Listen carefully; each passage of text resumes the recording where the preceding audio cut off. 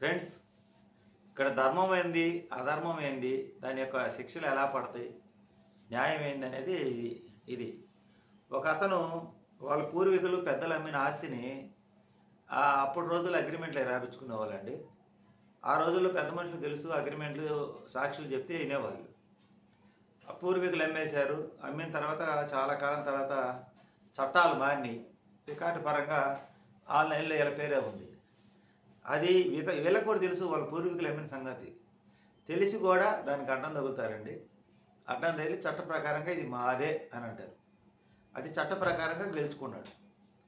కానీ దాన్ని డబ్బులు ఇచ్చి కొనుక్కున్న వ్యక్తి, వాళ్ళ కుటుంబ సభ్యులు ఎంత వేదన చెందుతారో, ఎంత ఆవేదన చెందుతారో అది వాళ్ళకే తెలుసు. ఇది న్యాయపరంగా చట్ట ప్రకారంగా చెల్లించుకున్నారు కానీ సమాజంలో చెల్లుబాటే ఇది. కానీ అది వంశపారంపర్యం ఇంకొక రకంగా, మనది ఇంకొకరు లాక్కుంటారు ఏదో ఒక రోజు. ఒక అతను వాళ్ళ పిన్నికి బాబాయికి పిల్లలు లేకపోతే దత్తత వెళ్తాడు. కానీ వాళ్ళని చూడకుండా వీళ్ళ అమ్మా నాన్న దగ్గరే ఉంటాడు, దత్తత అని అంటాడు. తర్వాత వాళ్ళకి అనారోగ్య పరిస్థితులు కానీ ఏ సందర్భంలో చూడకుండా వాళ్ళ ఆస్తి కావాలని వాళ్ళు టార్చర్ పెడతాడు. టార్చర్ పెట్టినా వాళ్ళ ఆస్తి ఇవ్వరు. ఎందుకంటే మమ్మల్ని చూడలేదు కాబట్టి, మీ బాబాయ్ చచ్చిపోయినా మమ్మల్ని పట్టించుకోలేదు, నన్ను చూడలేదు, ఇప్పుడు నా ఆస్తి నీకు ఎలా వస్తుంది, నేను ఇవ్వను అని వాళ్ళ పిన్ అంటే, అతను ఏం చేస్తాడంటే దత్తత తీసుకున్నట్టుగా సాక్ష్యాలు పుట్టించి కోర్టుకు పోయి ఏజ్యం ఆడి చాలా సంవత్సరాలు ఏజ్యం ఆడి గెలుస్తాడు ఆస్తిని. అది చట్ట ప్రకారంగా గెలుచుకున్నాడు. అది చట్టం. అంటే సాక్ష్యాలు పుట్టించి, చట్టానికి కావాల్సింది ఏంటి, సాక్ష్యాల తర్వాత గెలుచుకున్నాడు. కానీ ధర్మం అనేది ఒకటి ఉంటుంది కదా, కానీ అది అధర్మం కదా. వాళ్ళని మనం చూడకుండా ఆస్తి తీసుకోవడం, ఆ అధర్మం ప్రకారంగా తీసుకోవడం వల్ల ఏం జరిగిందంటే ఆమె దిగులు పడి ఎవరు చూడక లాస్ట్లో మంచాన పడి కుషించి కుమిలి చనిపోయింది. చనిపోయిన తర్వాత చట్ట ప్రకారం అయితే ఇతనికి వచ్చింది బాగానే ఉంది, కానీ ధర్మం కాదు కదా, అది ధర్మం ప్రకారం తప్పు కదా. ధర్మం అనేది మన మనస్సాక్షికి తెలిసింది, చట్టం అనేది మనం సాక్ష్యాలతో నిరూపణ చేసే చట్టం. ధర్మం వేరు, చట్టం వేరు.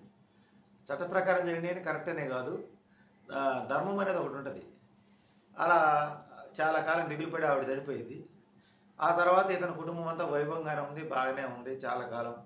ఆ పాపానికి శిక్ష ఏం లేదు. నేను ఇలాంటి పనులు ఎన్ని చేసినా బాగానే ఉంటుంది, నాకు అంతా బాగానే జరిగింది, ఇది తప్పు కాదు, ఇట్లాంటి కన్నింగ్ అని మెంటాలిటీతోనే అతను చాలామంది దగ్గర అప్పులు తీసుకోవటం, ఎగగొట్టడం, ఇలాగే చేసుకుంటూ వస్తాడు.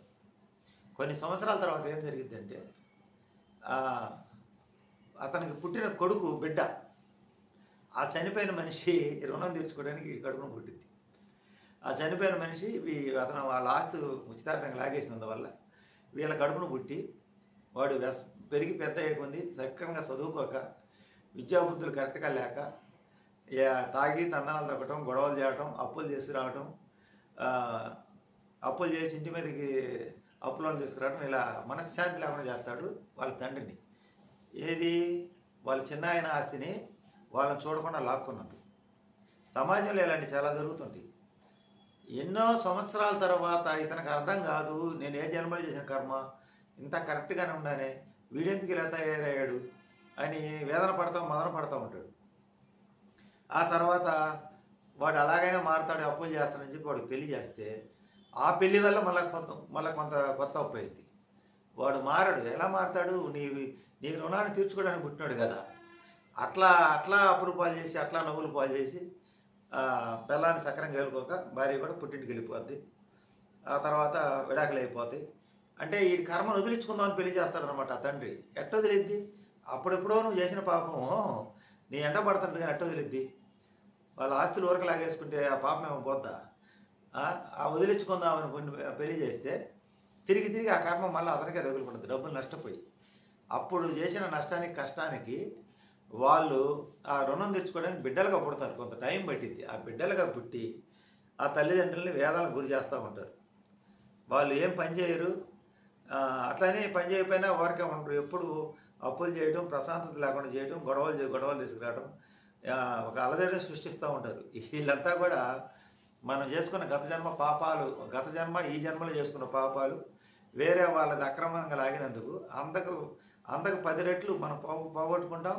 వాళ్ళ ఏడుపు, వాళ్ళ ఉసురు తగిలి మనసే అందుకు గొలిపోయి ఇలా పిల్లల రూపాను లేకపోతే ఇంకొకరెవరో మనల్ని మోసం చేయడం ఇలా జరుగుతుంటుంది. ఇలాంటి తెలిసి కూడా చాలామంది ధర్మము తప్పి తెలిసి కూడా అధర్మంగా వేరే వాళ్ళ ఆస్తులు లాగేసుకుంటూ ఉంటారు. ఇప్పుడు మనకి ఈ భూములు, ఈ అసైన్మెంట్ భూములు కొన్ని ఉన్నాయి. ఈ ప్రభుత్వం ఏం చేసిందంటే ఎవరి పేరు మీద ఆన్లైన్లో ఉంటే వాళ్ళదని చెప్పింది. ఇప్పుడు వీళ్ళు చెప్పడం వల్ల ఏమైందంటే పాతంగా అగ్రిమెంట్ కొనుక్కొని ఆ భూములు సాగు చేసుకునే వాళ్ళు ఉంటారు. వాళ్ళకి కాదని వీళ్ళు అడ్డం తగిలి వాటిని దున్నుకొని ఆశకు పోయి వాటికి స్వాధీనం చేసుకొని వాళ్ళ యొక్క వేదనకి ఆవేదనకి కారణమవుతున్నారు. రికార్డు పరంగా చట్ట ప్రకారంగా వీళ్ళ పేరు ఆన్లైన్లో ఉందని వెళ్తున్నారు. కానీ వాళ్ళేమో డబ్బులు ఇచ్చి కొనుక్కొని ఎన్నో సంవత్సరాలు దాని మీద బతుకుతున్నారు. ఇంకా కుటుంబం వేదన ఉసురు అనేది ఇప్పుడు మనకు కాకపోయినా భవిష్యత్తులైనా దాని ప్రభావమే తగిలిద్ది. ఇప్పుడు నేను చెప్పిన కథలాగానే ఇప్పటికిప్పుడు మనం ఊరకొచ్చిందని అనుకుంటాం. ఊరకొచ్చింది ఊరకే రాదు. అది మనకి రాబోయే రోజుల్లో చాలా కొంత కర్మను కూడా మన వెంట పెట్టుకొని తీసుకొస్తుంది ఏదో రకంగా. ఇలా చాలామంది చట్ట ప్రకారం మేము చేసినంత కరెక్ట్ అనుకుంటారు, కానీ ధర్మం ప్రకారం కరెక్టే కాదని వాళ్ళకి తెలుసు. ఈ ధర్మం అధర్మం అని. కానీ మనం ఏమనుకుంటాం, భగవంతుడి దండం పెడతాం. ఆ భగవంతుడి దండం పెడతానంటే కానీ పని దేవుడు జనాల ముందు నటిస్తామే కానీ దేవుడిని నమ్మం. ఆయన శిల కదా, ఆయన ఏం చేస్తాడు అనుకుంటాం. మనిషికొని లెక్క అది. ఆపదైనప్పుడు కూడా భగవంతుడా నువ్వే దండం పెడతాం, కానీ ఆపదైనగా ఈయన కాదులే మన తెలివితేటలు మన టాలెంట్తో నీ ఎన్ని నిదాలా అని లోపల అనుకుంటాను. అంతరాత్మల ఫీలింగ్ అది. పైకే భగవంతుని సమాజ దృష్టిలో అలా పెడుతుంటారు చాలామంది. ఇలా తప్పులు చేస్తూ ఇలా కర్మల్ని అంటబెట్టుకొని చాలామంది ఇలా బాధపడుతూ ఉంటారు. అదే ఈ కథ యొక్క అర్థం అదే అనమాట. చాలామంది కూడా ధర్మం వేరు, చట్టం వేరు.